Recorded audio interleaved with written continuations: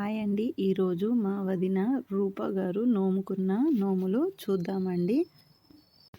వాళ్ళు ఇలా కూరాన్ని కుదించుకొని చాలా నీట్‌గా అరేంజ్ చేసుకున్నారండి. ఇవి పసుపు, కుంకుమ, నువ్వుల ముద్దలండి. రావి ఆకుల మీద దీపాల నోము, అలాగే దశావతారాల నోము, విఠలేశ్వర్ల స్వామి నోము, ఏడుకొండల స్వామి నోము, కాశీ యాత్ర నోము, దాంపత్యం నోము, అధిక మాసం నోమండి. దానికి ముత్యాలు, కాయిన్స్, అలా డ్రై ఫ్రూట్స్ 33 పెట్టుకొని నోముకున్నారు.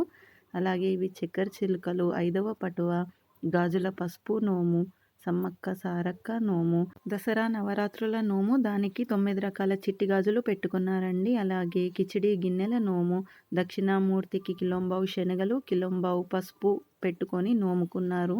అలాగే 13 డజన్ల గాజులు కూడా పెట్టుకొని నోముకున్నారండి.